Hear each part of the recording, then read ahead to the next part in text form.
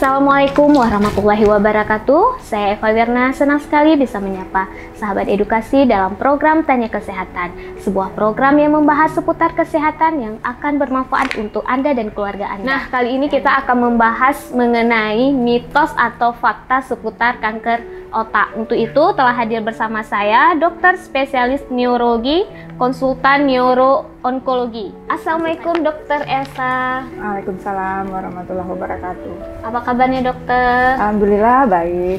Sehat ya dok? Sehat. Iya. Dok, berbicara soal kanker otak nih, masih banyak ya mungkin mispersepsi yang terjadi di kalangan masyarakat yang akhirnya dapat merugikan masyarakat itu sendiri.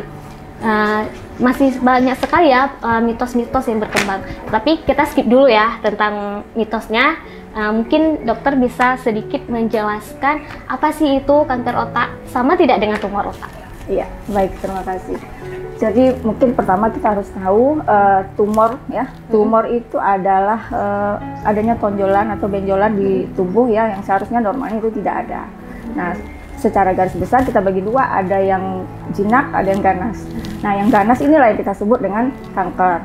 Nah, baik itu dia nanti kanker otak, apakah dia itu nanti kanker rahim, apakah dia itu kanker payudara, segala macam. Jadi seperti itu. Berarti kalau benjolan yang tidak ganas itu disebut tumor, sedangkan yang ganas itu yang baru dikatakan dengan kanker ya? Iya, jadi sebenarnya kanker ini juga tumor. Cuma kalau dia ganas kita lebih sering menyebutnya dengan kanker seperti itu. Baik. Nah, dok, bagaimana nih untuk mengenali gejala-gejala kanker otak itu sendiri? Nah, berbicara mengenai kanker otak, jadi sebenarnya kasusnya cukup banyak ya kita jumpai. Dan kalau saya lihat sih masyarakat sekarang sudah mulai banyak yang paham gitu, mulai sadar kalau mereka merasakan sedikit gejala, mereka langsung memeriksakan diri ke dokter. Jadi gejala yang kanker otak itu sebenarnya banyak ya. Antara lain itu ada nyeri kepala, kemudian bisa disertai dengan gangguan penglihatan, kemudian bisa disertai dengan kelemahan pada anggota gerak, atau juga bisa gangguan memori. Jadi penderitanya bisa mengalami kelupaan, bisa mengalami perubahan perilaku yang biasanya dia ceria, dia banyak bicara, dia sociable, artinya dia senang bergaul, tiba-tiba dia menjadi menarik diri, menjadi suka berdiam diri atau menjadi pemarah. Jadi seperti itu. Banyak sih gejalanya, tergantung kepada lokasi dari tumornya atau kankernya itu sendiri. Oh, berarti lokasi kanker itu mempengaruhi gejalanya ya? Benar sekali. Baik dok, langsung saja ini kita berbicara masalah mitosnya ini ya. Mitos atau fakta nih ya dok, kalau rokok itu dapat menyebabkan kanker otak? Rokok dapat menyebabkan kanker otak. Sebenarnya kalau dibilang kanker otak sendiri, ya tidak secara langsung. Tapi rokok ini memang dia dari penelitian itu sudah dijelaskan bahwa memang dia meningkatkan risiko untuk terkena kanker, terutama kanker paru-paru, kanker mulut, dan kanker tenggorokan. Nah, biasanya kalau ada kanker di paru-paru itu juga bisa nanti jadi kanker otak karena bisa mengalami penyebaran ke otak gitu. Jadi dari itu mungkin kita bisa bilang itu benar fakta ya, bisa. Berarti kanker otak itu sendiri tidak disebabkan langsung memang dari otaknya, bisa disebabkan karena kanker lain yang menyebabkan otak. Benar sekali. Baik dok. Nah, selanjutnya nih dok, mitos atau fakta ini, telepon genggam dapat menyebabkan kanker otak. Nah, ini seru ya. Memang banyak ya informasi yang beredar di masyarakat kalau terlalu sering menggunakan telepon genggam itu bisa menyebabkan terjadinya kanker otak. Sebenarnya sudah pernah dilakukan penelitian ya yang melihat apakah benar penggunaan telepon genggam yang dalam jangka waktu yang lama dan berketerusan itu merupakan suatu faktor risiko untuk terjadinya kanker. Ternyata tidak. Ya, ternyata tidak. Jadi sampai saat ini satu-satunya radiasi ya yang dikhawatirkan dari telepon genggam ini kan radiasinya. Ya, nah, sampai saat ini yang memang terbukti radiasi yang bisa menyebabkan kanker itu adalah radiasi dari sinar X dalam dosis yang besar seperti itu. Jadi kalau telepon genggam sendiri dia tidak menyebabkan kanker otak. Jadi mungkin itu perlu kita luruskan ya di masyarakat seperti itu. Mengingat juga kita mungkin tidak bisa lepas ya dari kita tidak bisa genggam, ya? Benar sekali. Sekarang sih mungkin tidak ada orang yang tidak punya telepon genggam seperti itu karena memang sangat diperlukan untuk mempermudah aktivitas sehari-hari kan. Iya betul. Baik, dan selanjutnya nih dok, fakta atau mitos nih dok, kalau seseorang yang mengalami kanker otak ini dapat mengganggu kepribadiannya? Nah, tadi kan mungkin juga sudah saya sebutkan sekilas ya, gejala dari kanker otak ini memang salah satunya bisa menyebabkan terjadinya perubahan perilaku. Tergantung dari lokasinya di mana, terutama biasanya kalau mengenai area frontal, area depan yang memang fungsinya untuk kognitif dan perilaku. Jadi memang bisa menyebabkan, ya mungkin kalau kita tidak menilai dengan lebih teliti, mungkin akan dianggap ini orangnya, penderita ini mengalami kelainan jiwa, seperti itu. Karena sering kita mendapatkan seperti itu ya, tiba-tiba penderitanya mengamuk atau dia menangis sendiri tanpa sebab, keluarganya justru membawanya dulu ke rumah sakit jiwa atau ke dokter jiwa gitu. Padahal setelah dilihat ternyata itu karena tumor otak. Jadi itu benar ya, itu fakta bukan mitos ya. Berbicara masalah dia itu mengalami gangguan kepribadian nih dok, itu dia disertai dengan gejala lain atau memang dia mungkin tiba-tiba ya seperti dokter katakan tadi menangis, marah gitu?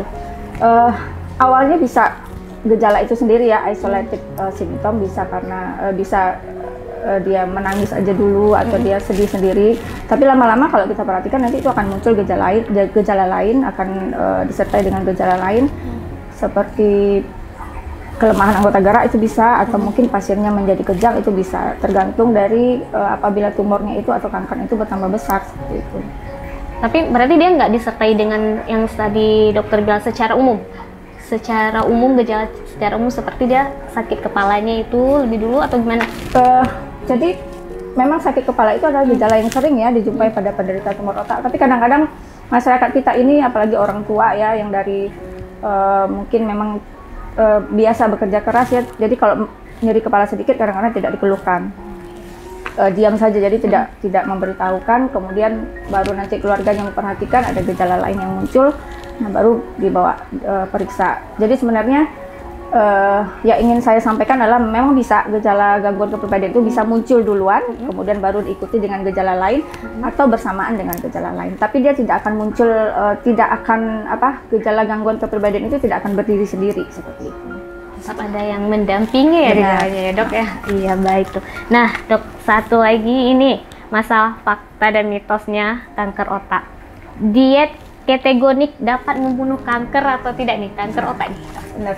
Diet ketogenik itu saya lihat udah sangat familiar ya, jadi sangat banyak kita dengar itu berita-berita di baik di televisi atau di Instagram segala macam lagi digalakkan diet ketogenik.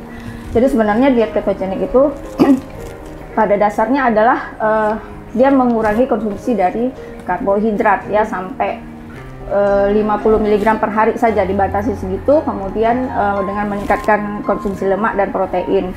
Nah, dasarnya tujuannya adalah katanya sih kalau karbohidratnya dikurangi itu kan secara tidak langsung mengurangi glukosa seperti itu. Sementara kita tahu glukosa ini adalah sumber energi utama untuk sel-sel kita. Nah, dengan begitu katanya jika glukosanya berkurang, energi yang diberikan ke sel berkurang, nah itu nanti juga akan membuat sel kanker ini menjadi kelaparan. Akhirnya nanti dia akan mati seperti itu. Jadi dasar pemikirannya seperti itu. Padahal sebenarnya tidak ya. Justru penderita kanker ini sangat membutuhkan diet yang seimbang. Jadi dia perlu karbohidrat yang cukup, perlu lemak yang cukup, perlu protein yang cukup. Kenapa? Karena di dalam tubuhnya ada sel kanker yang memang ini sangat ganas, yang membutuhkan perlawanan dari daya tahan tubuh yang baik.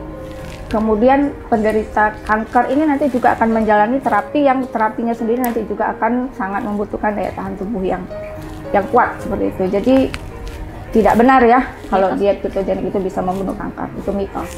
Baik dokter. Nah dok, ini apa saja fasilitas atau apa saja layanan yang ada di Rumah Sakit Dr. Zainal Abidin untuk menangani pasien kanker otak? Ya, baik.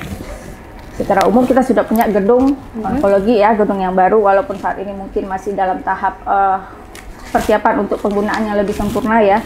Namun sebenarnya kita sudah punya tim yang namanya tim onkologi. Jadi di dalam tim onkologi itu dia khusus menangani pasien-pasien dengan tumor atau kanker. Di situ ada dokter neuronya, yaitu saya di situ, kemudian ada dokter bedah saraf, ada dokter bedah onkologi, ada dokter hematologi, dan dokter yang lain yang memang keahliannya itu di bidang kanker. Nah, nanti masing-masing dokter ini kan akan mengisi layanan di poliklinik masing-masing. Seperti saya mengisi poliklinik di bagian saraf itu pada hari Senin. Nah, memang khusus pada hari Senin itu kita melayani pasien-pasien dengan tumor otak. Nanti biasanya pasien-pasien ini kalau memang perlu pemeriksaan lebih lanjut, kita akan refer atau kita kirim untuk pemeriksaan, misalnya untuk CT scan kepala, untuk MRI, untuk pemeriksaan laboratorium segala macam. Setelah itu baru nanti kita tentukan penanganan selanjutnya untuk pasien ini apa. Apakah bisa dengan obat-obatan saja, bisa dengan kemoterapi, ataukah dia nanti memerlukan tindakan pembedahan.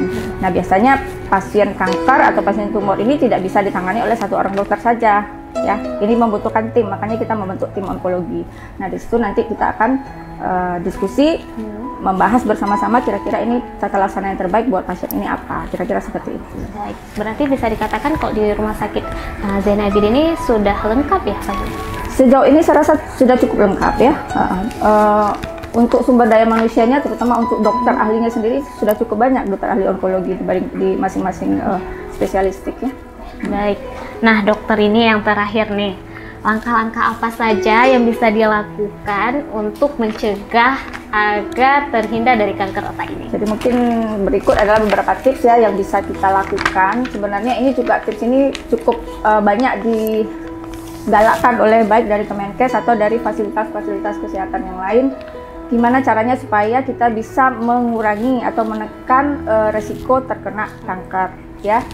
Baik itu kanker otak, apakah itu kanker paru atau kanker yang lain, dan kanker secara umum ya. Yang pertama itu rokok ya. Jadi hindari asap rokok, hindari tembakau, penggunaan tembakau dalam bentuk apapun. Kemudian yang kedua matahari ya. Jadi hindari paparan sinar matahari secara langsung dalam waktu yang lama, terutama itu matahari pada siang ya. Di jam 10 ke atas itu kandungan ultravioletnya sangat tinggi. Nah, itu sangat-sangat membahayakan, bisa meningkatkan risiko kanker kulit. Yang bagus itu ya jam 10 ke bawah, itu banyak vitamin D-nya yang membantu untuk pertumbuhan tulang. Nah, kemudian hindari polusi. Polusi itu baik di dalam rumah maupun di luar, seperti asap-asap pabrik, kendaraan, macam-macam ya. Pokoknya semua polusi sebaiknya itu dihindari, karena memang polusi itu banyak mengandung zat-zat yang bisa merusak kesehatan. Kemudian aktif secara fisik, artinya olahraga, rajin berolahraga ya. Jangan malas, jangan cuma diam aja. Tidak perlu olahraga yang berat, olahraga yang ringan-ringan saja, misalnya lari pagi atau jalan pagi atau bersepeda gitu ya. Jadi tidak perlu olahraga yang berat, tapi paling tidak itu dilakukan secara rutin. Nah, kemudian makanan ya, hindari makanan yang junk food. Sekarang kan banyak sekali ya, banyak kafe-kafe yang menjual junk food, makanan cepat saji. Sudah banyak pilihan ya untuk makan. Benar. Jadi apalagi sekarang masyarakat sudah mungkin sibuk bekerja ya, jadi mungkin untuk memasak di rumah pun udah banyak pilihan di luar seperti itu. Karena sebaiknya yang seperti ini dikurangi. Tetap aja makanan yang kita olah sendiri itu jauh lebih sehat daripada makanan yang dibeli di luar ya. Hindari makanan yang banyak pengawetnya, kemudian hindari yang makanan yang warna-warni deh, kayak itu udah pasti pakai pewarna seperti itu kan. Kemudian jangan lupa yang terakhir, vaksin ya. Jadi anak-anaknya harus divaksin, keluarganya harus divaksin, terutama adalah vaksin HPV ya. Jadi vaksin untuk virus papiloma, di mana virus papiloma ini sudah terbukti dia sebagai penyebab utama dari kanker serviks atau kanker leher rahim pada perempuan. Kemudian vaksin hepatitis, terutama hepatitis B dan hepatitis C. Nah, itu juga bisa mencegah supaya tidak terkena kanker hati seperti itu. Baik. Nah, baik dok. Nah, untuk sahabat edukasi yang sering merasakan sakit kepala ya dok ya, disertai dengan perubahan perilaku ya dok? Perilaku bisa. Nah, apabila Anda mengalami gejala-gejala yang disebutkan oleh dokter Elsa tadi, mungkin sahabat edukasi bisa mulai mengecek kesehatan Anda. Kenapa? Karena gejala itu merupakan salah satu gejala umum yang kerap dirasakan seseorang yang mengalami kanker otak ya dok? Tumor otak ya. Dan untuk sahabat edukasi yang ingin berkonsultasi atau ingin cek kesehatannya terkait kanker otak, dapat mengunjungi Polisaraf? Bisa, Polisaraf ya. Setiap hari Senin, kalau saya setiap hari Senin khusus untuk pasien-pasien onkologi atau pasien tumor. Baik. Sahabat edukasi, sampai di sini kebersamaan kita dalam program Tanya Kesehatan. Saya Eva Wirna dan narasumber kita Dr. Esa. Mohon undur diri. Assalamualaikum warahmatullahi wabarakatuh. Salam sehat, salam edukasi.